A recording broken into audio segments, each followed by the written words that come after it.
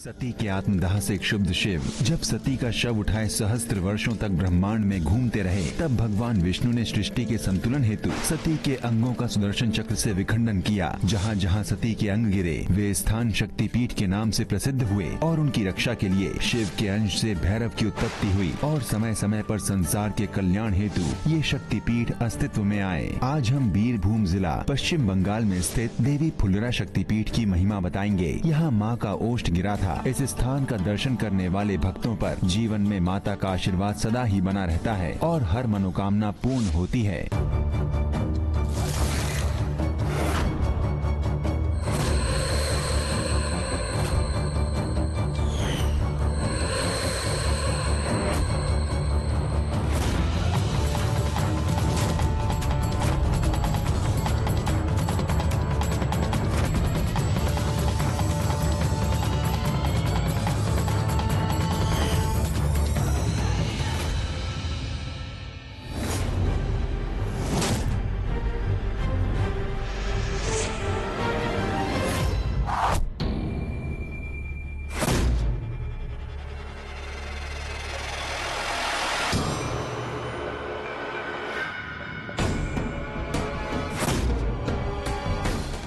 मृत्यु से आज तक कोई नहीं भाग सका है महारानी।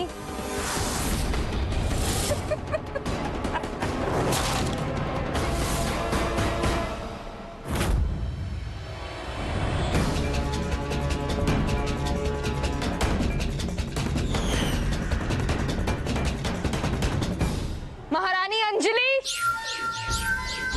नहीं, सौतन ही सही, किंतु आप हमसे बड़ी हैं। हमें आपको दीदी बुलाना चाहिए। दीदी आइए, मैं आपकी पीड़ा सदा सदा के लिए अंत कर देती हूँ।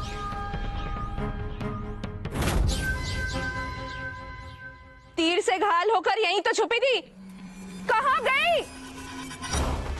महारानी अंजलि, तुम कितना भी प्रयास कर लो, काल का ग्रास बनाने से तुम्हें कोई नहीं बचा सकता।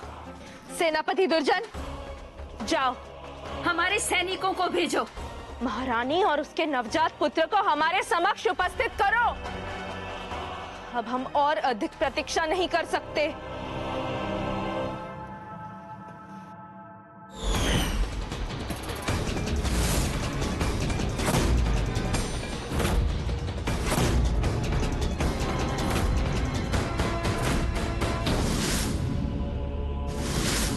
हे फुलारा माता, मेरे पुत्र की रक्षा करो, हमारी सहायता करो माता। ओम फुलारा देवी नमः। कोई माता तुम्हारी रक्षा नहीं करने वाली, महारानी अंजलि।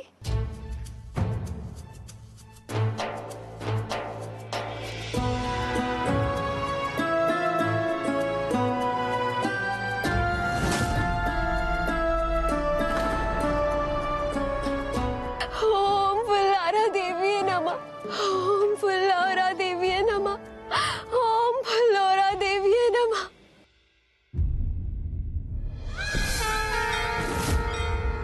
विश्वेश भैरव, इस संसार में तुम्हारा कर्तव्य माता फुल्लौरा की शक्तिपीठ उनके भक्तों की रक्षा करना है।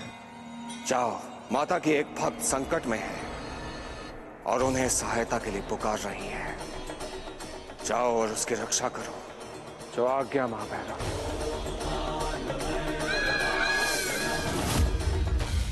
ओम फुल्लौरा देवी नमः। तुम्हारी पुकार तुम्हारी माता तक आज नहीं पहुंचेगी महारानी।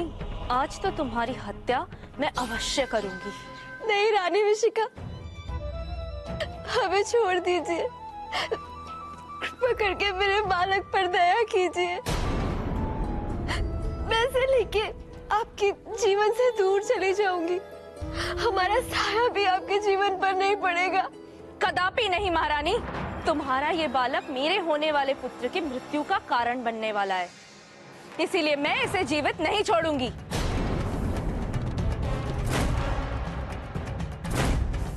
ओम फुल्लौरा देवी नमः, ओम फुल्लौरा देवी नमः।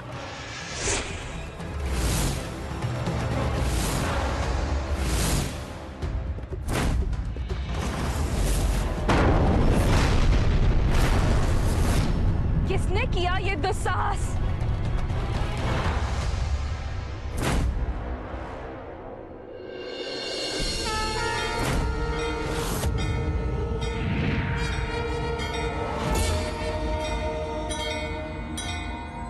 मेरे रहते माता की भक्त और उनके पालक को कोई हानि नहीं पहुंचा सकता। और आज इन दोनों को मुझसे कोई नहीं बचा सकता, मूर्ख। रानी विशिका, तुम स्वयं एक स्त्री हो, फिर तुम कैसे इस नवजात बालक के प्राण ले सकती हो? ये बच्चा मेरे महत्वाकांक्षा और मेरे बीच खड़ी सबसे बड़ी बाधा है, अतः इसे बचाने का तुम्हारा प्रयास व्यर्थ है। आज मैं अपने लक्ष्य को पूर्ण करके ही रहूंगी।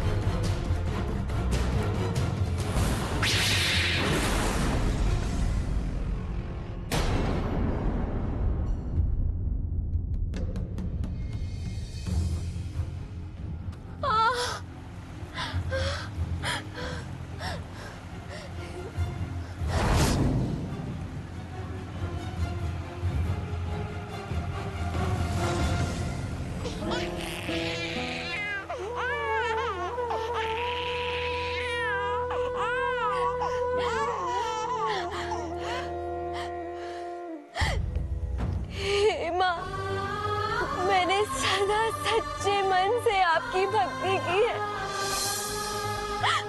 आज मेरे बच्चे के जीवन पर संकट आन पड़ा है। हे माँ, इसकी रक्षा कीजिए। मैं इसे आपके चरणों में छोड़कर जा रही हूँ। आज से आप ही इसकी माता हैं। इसकी रक्षा कीजिए माता।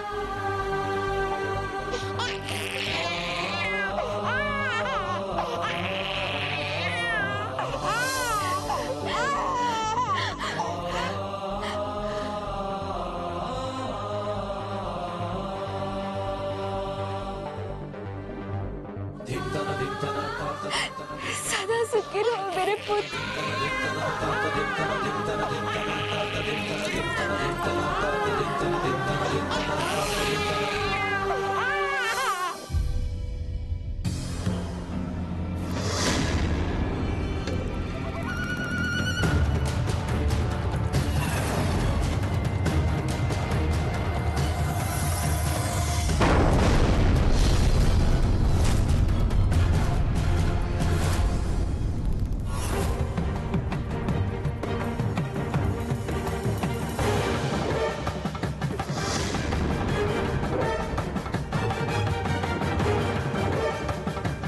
वो रही महारानी अंजलि।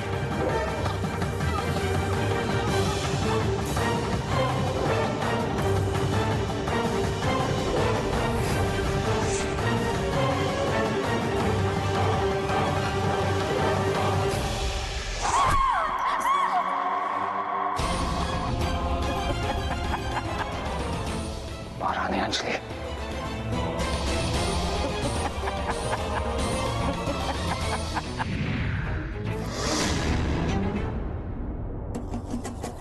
रानी विशिका की जय हो।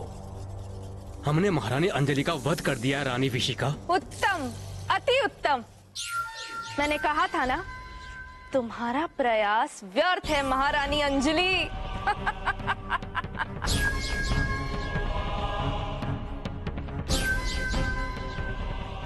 और महारानी का पुत्र, वो भी उनके साथ मृत्यु को प्राप्त हुआ कि नहीं?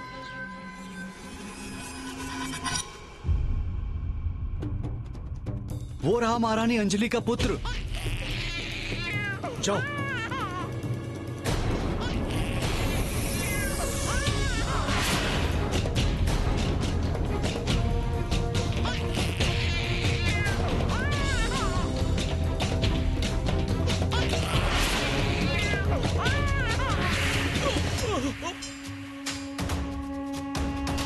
ऐसा प्रतीत होता है कि ये सर्प इस बालक की रक्षा कर रहा है।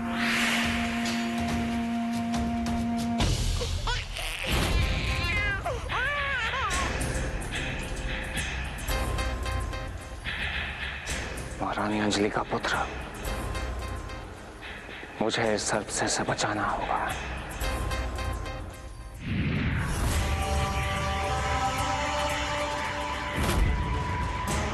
नाम विशेष भैरव, मैं इस बालक को क्षति पहुंचाने नहीं, अपितु संकट में इसके प्राण की रक्षा करने आया था।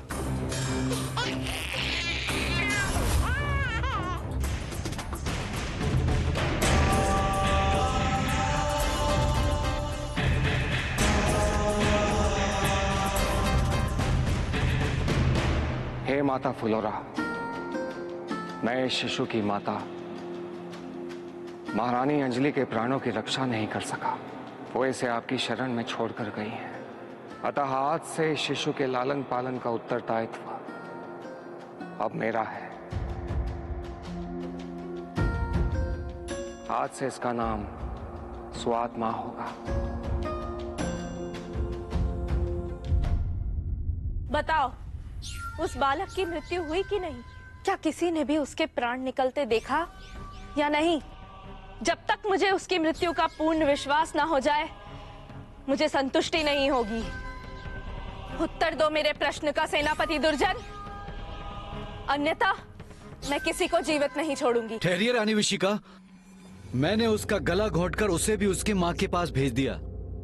उसकी मृत्यु मेरे इन हाथों से हुई है। आप आश्वस्त रहिए रानी विशिका।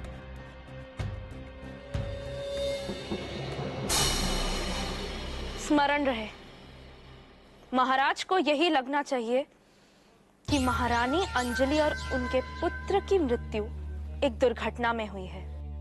यदि आज के पश्चात हमारी योजना के विषय में किसी ने भी कुछ कहा, तो परिणाम तुम्हें भली भांति ज्ञात है।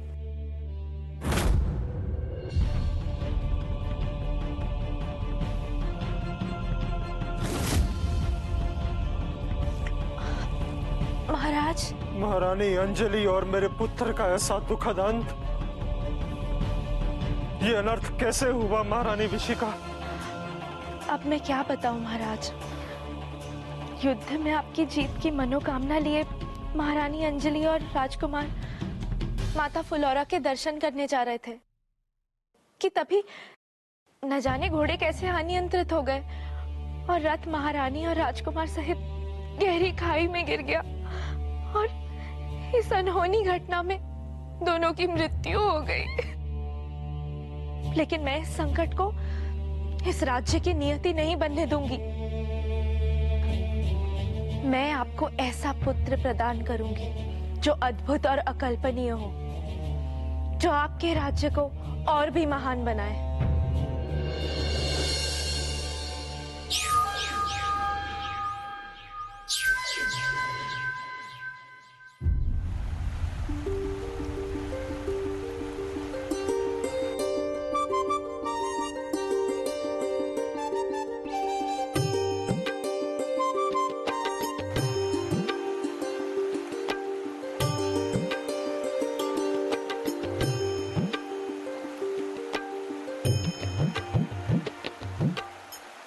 माता आदिशक्ति ही जगत की जननी है।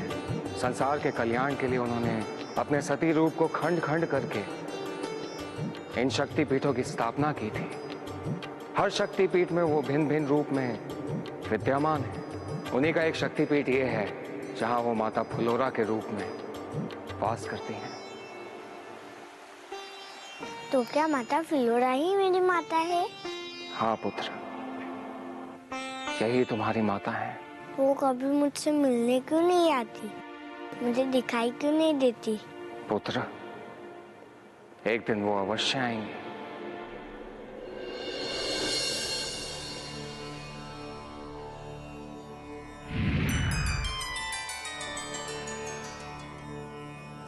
पुत्र सुआत्मा, कौन है आप? तुम मुझे अपनी माता ही समझो। किंतु मेरी माता तो देवी फ्लोरा ही है, तो आप कौन है? मुझे उन्होंने ही भेजा है। ये देखो, मैं तुम्हारे लिए भोजन लाई हूँ। पढ़ते पढ़ते थक गए होगे ना? आओ भोजन ग्रहण करो।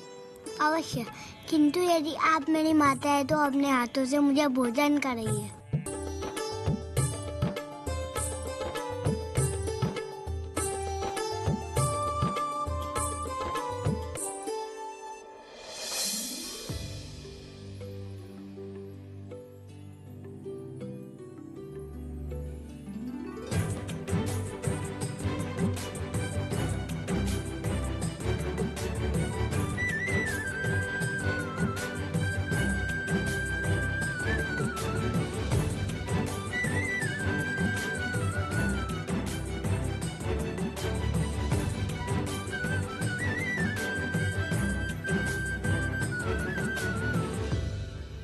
पुत्र, इस संसार में सत्कर्म और सत्य से बड़ी शक्ति और कोई नहीं है।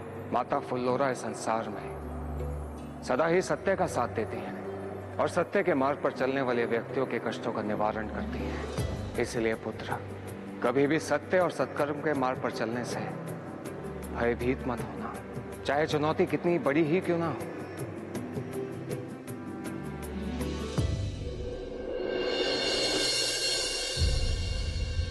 स्वात्मा, आज इस शक्ति पीठ पर माता की पूजा तुम करो। या देवी सर्वभूतेषु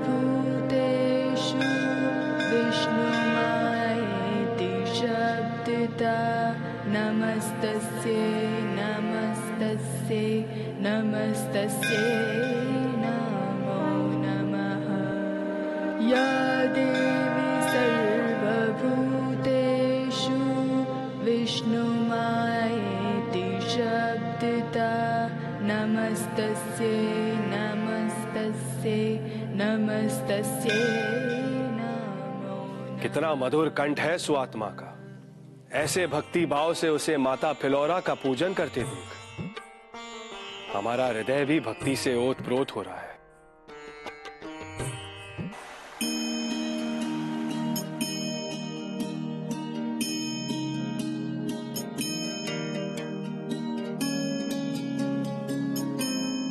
दीर्घायु भव पुत्र।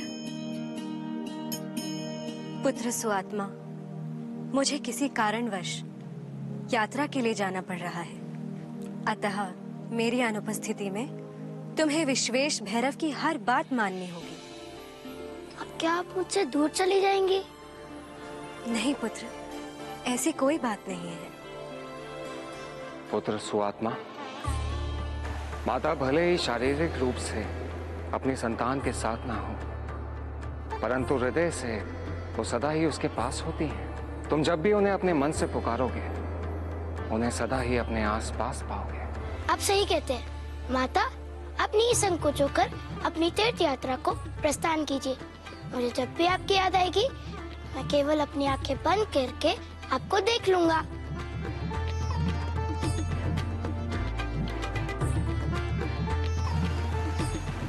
माता, इस बालक के जीवन की रक्षा तो हो गई। हाँ भैरव, किंतु धर्म के मार्ग पर चलने वालों के पग पग पर बाधाएं आती हैं। इन्हीं संकटों से सुआत्मा की रक्षा करने के लिए आपको सदैव सचेत रहना होगा भैरव। अवश्य माता।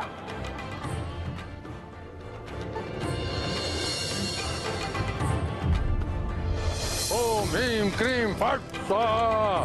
ओम ह्रीं क्रीं फट् स्वाहा। महारानी, ऐसा तांत्रिक अनुष्ठान क्या ये उचित हो रहा है? जी महाराज, हमारे विवाह को 8 वर्ष व्यतीत हो गए, किंतु हमारी कोई संतान नहीं। अब इस अनुष्ठान के अतिरिक्त कोई मार्ग शेष नहीं। ओम ह्रीं क्रीं फट् स्वाहा। विश्वेश भैरव, यदि आज ये अनुष्ठान सफल हो गया तो इसके परिणाम स्वरूप जो बालक जन्म लेगा वो सुआत्मा के जीवन को संकट में डाल देगा। सुआत्मा के जीवन की रक्षा के लिए अब आपको इस अनुष्ठान को किसी भी प्रकार रोकना होगा विश्वेश भैरव। ओम ह्रीं क्रीं फट् स्वाहा।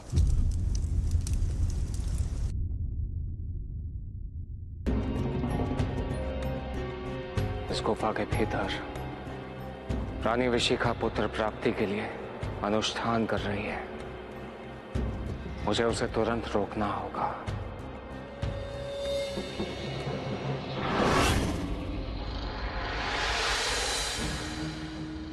इस गुफा में प्रवेश करने की अनुमति किसी को नहीं है। मैं इस गुफा का रक्षक हिंगल तुमको चेतावनी दे रहा हूँ, चले जाओ। ये असुर गुफा का रक्षक बनकर कहां से आ गया? अब भैरव क्या करेंगे? हिंगल, आज तो मुझे नहीं रोक पाओगे। हट जाओ मेरे मार्ग से। तो तुम ऐसे नहीं समझोगे।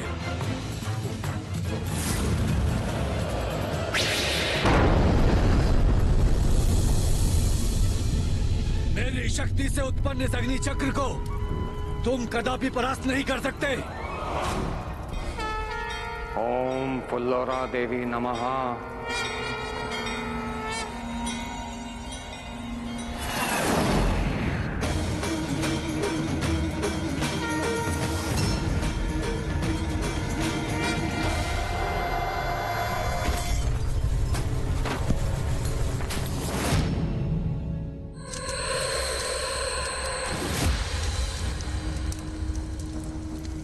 महारानी विशिखा, अपना रक्त दीजिए।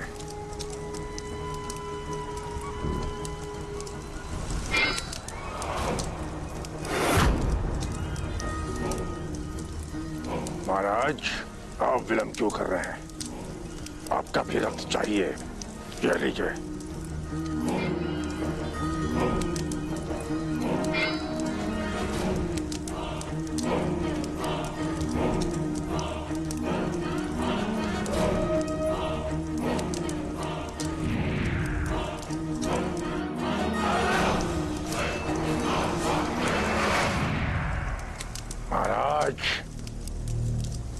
वो देखिए, आपका वीर पुत्र।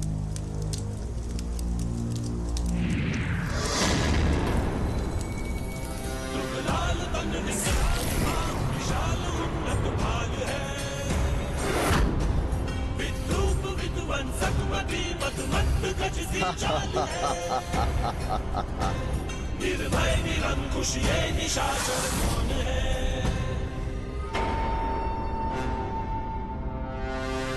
ये क्या है? ये कैसे संभव है? आपके अनुष्ठान में अवश्य कोई त्रुटि हुई है गुरुदेव। अनुष्ठान ठीक वैसे ही संपन्न हुआ है जैसा मैं चाहती थी महाराज। किंतु क्यों महारानी? क्योंकि मैं कोई साधारण मनुष्य नहीं हूँ, एक असुर राजकुमारी हूँ। असुरी राजकुमारी? हाँ महाराज, आपसे विवाह करने का मेरा यही एकमात्र उद्देश्य था कि मैं आपके और अपने रक्त के मिलन से एक शक्तिशाली पुत्र उत्पन्न करूं।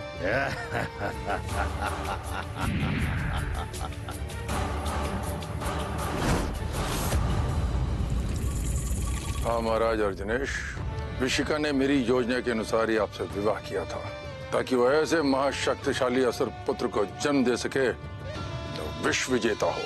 महारानी विशिखा, ये देखो, तुम्हारे आसुरी रक्त से उत्पन्न संसार को भयंकृत कर देने वाला तुम्हारा असुर पुत्र अकांतर। मेरा पुत्र अकांतर। किंतु एक बात स्मरण रहे, ये जो तुम्हारा पुत्र आसुरी रक्त और तंत्र साधना से उत्पन्न है, इसका अस्तित्व तुम्हारे जीवन से जुड़ा है। चिंतित ना होइए गुरुदेव, मेरा अस्तित्व कभी समाप्त नहीं होगा।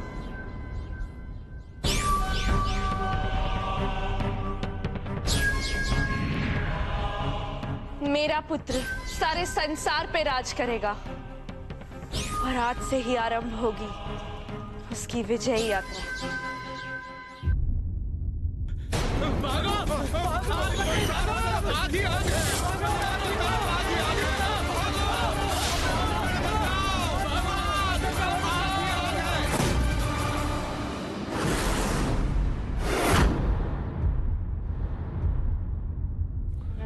पृथ्वी पर मचे हाहाकार को आप देख रही हैं माते? उस असुर राजकुमारी विशिखा ने अपनी महत्वाकांक्षा की पूर्ति के लिए पुत्र को नहीं, अपितु सृष्टि के लिए एक बहुत बड़े संकट को जन्म दिया है। अकांतर को रोकने के लिए कुछ कीजिए माता, उसके पाप बढ़ रहे हैं। यदि किसी दिन विशिका और अकांतर को महाराज अर्जुनेश के प्रथम पुत्र बालक स्वात्मा का सत्य पता चल गया तो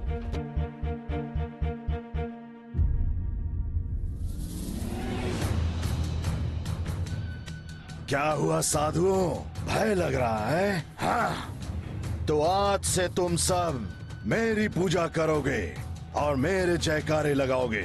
लगाओ मेरा जयकारा, मुझे अपना ईश्वर मानो। ऐसा कहोगे तो मैं तुम्हें अवश्य जीवन दान दूंगा। बोलो असुर श्रेष्ठ अकांतर की जय, बोलो।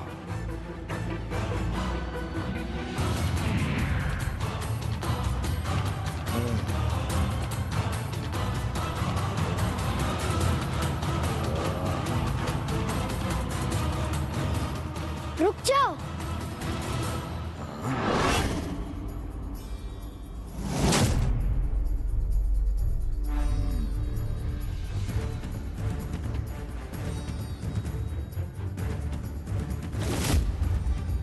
इन निहत्थे साधुओं को मारना वीरता नहीं, कायरता है।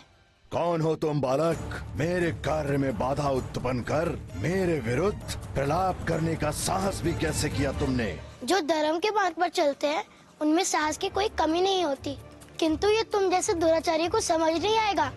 जो स्वयं को ईश्वर कहलवाने का स्वप्न देखते हो, ऐसा सोचने का भी साहस कैसे किया तुमने? उदंड बालक, मेरे साहस की परीक्षा लेना चाहता है? चला, मैं तेरा अंत सबसे पहले करता हूँ।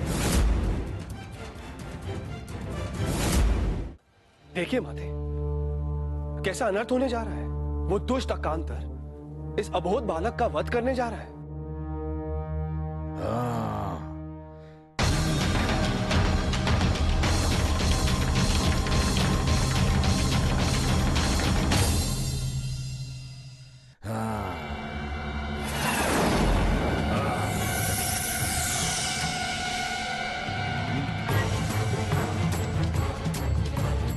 दुष्ट अकांतर,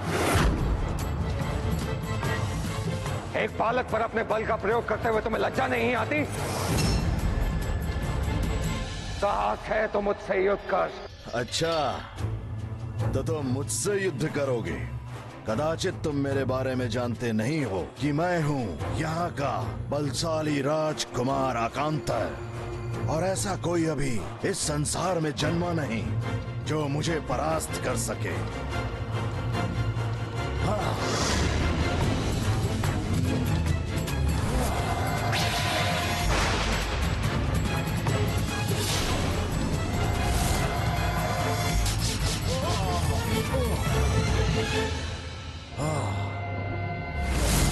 रुक जाइए, इसका वध मत कीजिए।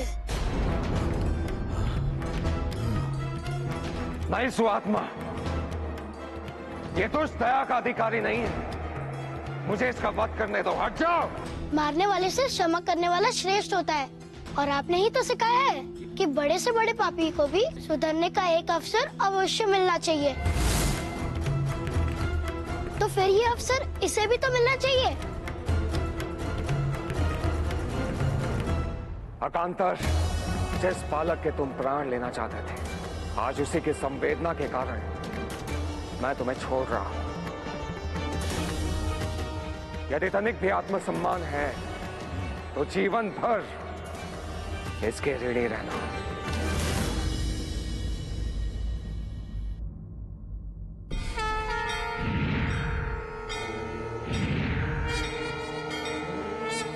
माता फुलारा देवी की जय, विश्वेश भैरव की जय।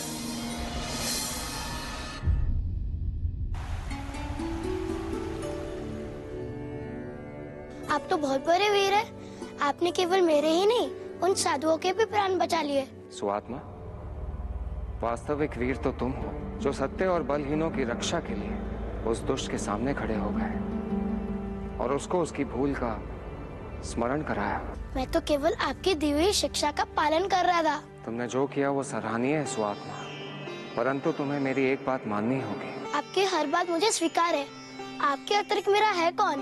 तो आज के बाद पुत्र, मुझे बिना बताए तुम अकेले कहीं नहीं जाओगे, ठीक है?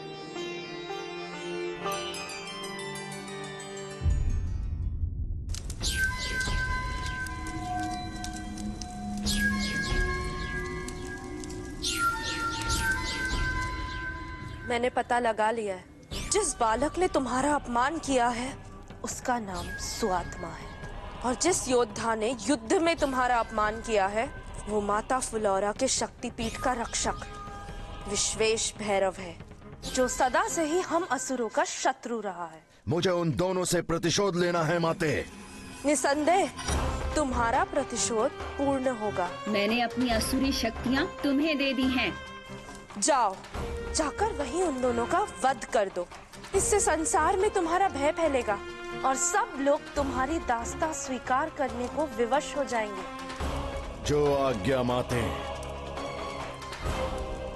नहीं, ऐसा मत करो महारानी। माता के पीठ पर आक्रमण करना अधर्म है। अपने पुत्र को ऐसा अनर्थ करने के लिए प्रेरित मत करो। कैसा अपमान महाराज? माता के अपमान से अधिक मुझे अपने पुत्र के अपमान की चिंता है। मुझे उसकी पराजय का प्रतिशोध लेना है, उस भैरव और उस बालक से। कैसा अपमान महारानी? अकांतर साधु वध जैसा जघन्य अपराध करने जा रहा था, उसे रोककर भैरव ने उसे एक महापाप करने से बचाया है। ऐसा कर उन्होंने हम पर एक उपकार ही किया है। उपकार पिताश्री? कदाचित आपके हृदय में मेरे लिए प्रेम ना हो, अन्यथा मुझे पराजित करने वाले उस भैरव के शुभ चिंतक नहीं होते आप। ऐसा कदापि नहीं है पुत्र। तुम्हारा पिता होने के नाते तुम्हें उचित अनुचित का ज्ञान कराना मेरा कर्तव्य है, और एक राजा होने के नाते मनुष्य को तुम्हारे अत्याचार से बचाना मेरा धर्म। मैं तुम्हें ऐसा कदापि नहीं करने दूंगा। माँ के हर आदेश का पालन करना मेरा धर्म है, और ऐसा करने से मुझे कोई नहीं रोक सकता। जाओ पुत्र, भैरव और उस बालक से अपने अपमान का प्रतिशोध लो। वध कर दो उनका। चिंता मत कीजिए महाराज, हमारे पुत्र को कुछ नहीं होगा। स्मरण है ना गुरु शुक्राचार्य ने क्या कहा था? उसका अस्तित्व मेरे अस्तित्व के साथ जुड़ा है, और मेरी मृत्यु का समय ना तो आया है और ना ही कभी आएगा।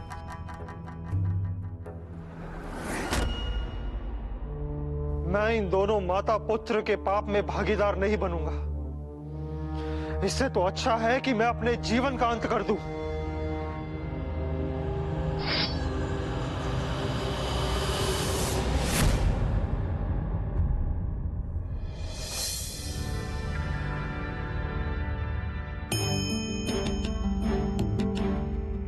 बालक, तेरी पूजा सफल हुई। मैं आ गया तेरी आराधना का फल देने।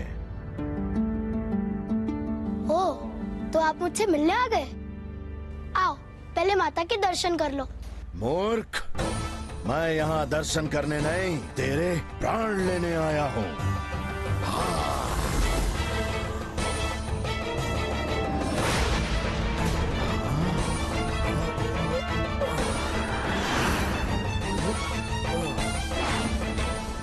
अकांतर,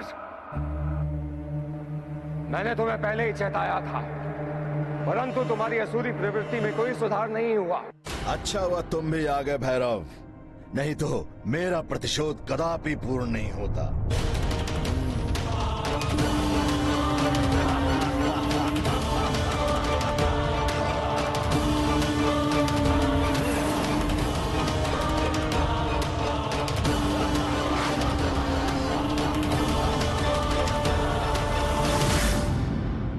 अब तुम्हें मुझसे कोई नहीं बचा सकता बालक। मेरी माता मुझे अवश्य बचाएंगी।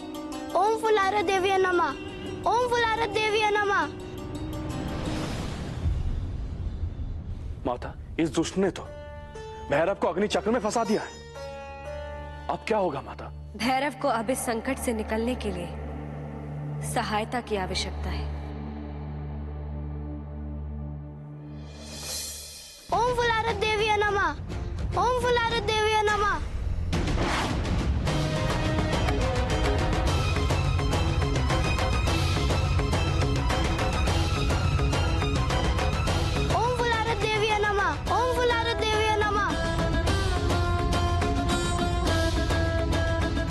देवताओं, आज कोई भी इस बालक और भैरव की रक्षा नहीं कर सकता।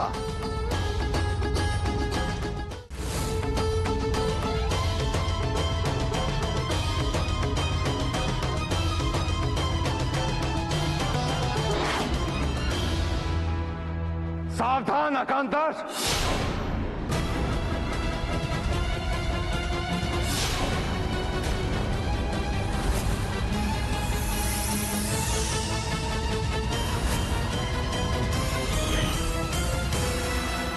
ओम फुलारक देवी नमः।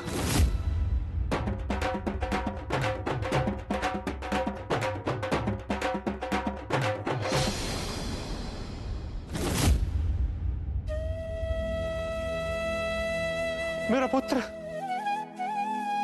मेरे पास आओ पुत्र। मुझे क्षमा करना पुत्र, मुझे पता नहीं था तुम जीवित हो, अन्यथा मैं तुम्हें एक क्षण के लिए भी अपने से दूर नहीं होने देता।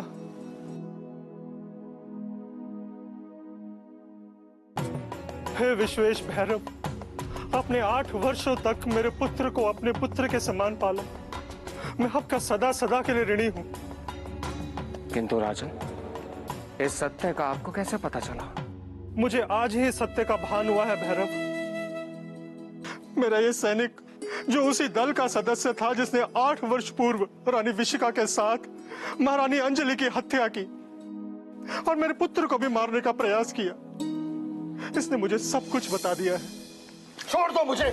नहीं महाराज, ये आप क्या कर रहे हैं? जीवन का कोई उद्देश्य नहीं रह गया, मर जाने दो मुझे। मुझे क्षमा कर दें राजन, छोटी रानी के भय से मैंने आज तक आपसे एक सत्य छुपाया है। कैसा सत्य? महारानी अंजलि के वध का सत्य। वध? हाँ महाराज। हाँ भैरव, मैं सब सत्य जान चुका हूँ और मैं आपका बहुत आभारी हूँ। अब मैं आपसे विनती करता हूँ कि कृपा करके मेरे पुत्र स्वात्मा को मेरे साथ जाने की अनुमति दीजिए, ताकि उसके प्रति मैं अपने दायित्व पूरे कर सकूं। राजन, एक पिता और पुत्र को मिलाने का दायित्व मैं अवश्य पूर्ण करूंगा, परंतु महल में आपकी छोटी रानी विशिका के रहते स्वात्मा सुरक्षित कैसे रह सकता है? नहीं, मुझे कोई बंदी नहीं बना सकता है। मुझे बंदी बना के तुमने बहुत बड़ी गलती कर दी महाराज। उस स्वात्मा को तो मरना ही होगा, क्योंकि उसका जीवन मेरे पुत्र के लिए संकट है। उसे तो मैं ही मारूंगी। मेरा पुत्र अकांतर ही राजा होगा। उसने ना सही, किंतु मैंने तो उसे पत्नी रूप में वास्तविक प्रेम किया, अतः मैं उसे मृत्यु दंड ना दे सका। किंतु अब स्वात्मा पूर्णतः सुरक्षित है। यदि आपकी आज्ञा हो तो क्या मैं अपने पुत्र को अपने साथ ले जा सकता हूं? रानी विशिका अब काल कोठरी में बंद है। न्याय अनुसार उसे अपने दुष्कर्मों के लिए मृत्यु दंड मिलना चाहिए था, किंतु क्यों नहीं महाराज, ये तो आपका ही अधिकार है। जाओ सुआत्मा, अपने पिताजी के साथ जाओ और अपना अधिकार प्राप्त करो। जाओ।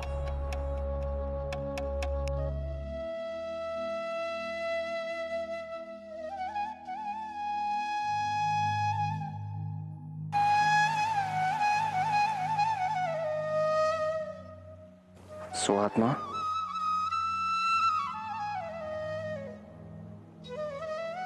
तुमने मुझसे कहा था ना कि तुम मेरी हर बात मानोगे, तो जाओ मेरी ये बात भी मान लो।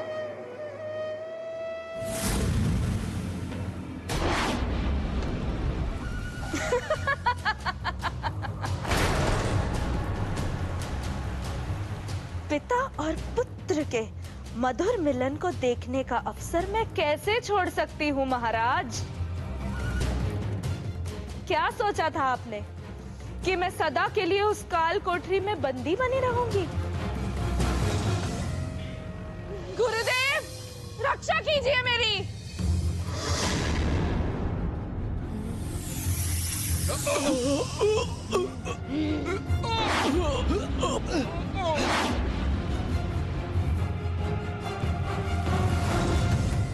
पुत्र स्वात्मा, तुम्हारी मृत्यु का कारण तो मैं ही हूं। अब समय 8 वर्ष पश्चात आया है।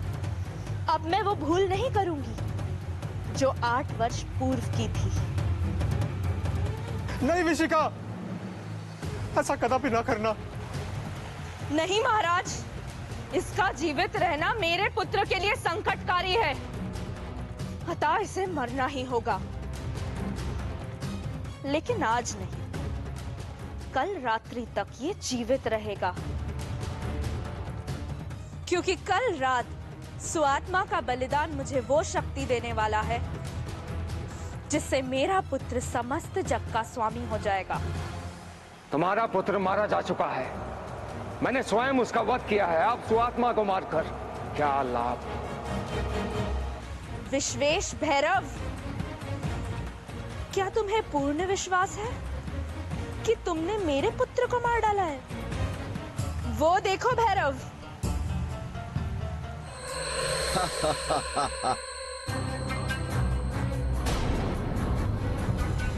विश्वेश भैरव, जब तक मेरा अस्तित्व है कोई मेरे पुत्र को हानि नहीं पहुंचा सकता है। अब सुआत्मा की मृत्यु निश्चित है, इसे कोई नहीं बचा सकता है। कल रात्रि चंद्र उदय के साथ इसका जीवन सदा के लिए अस्त हो जाएगा।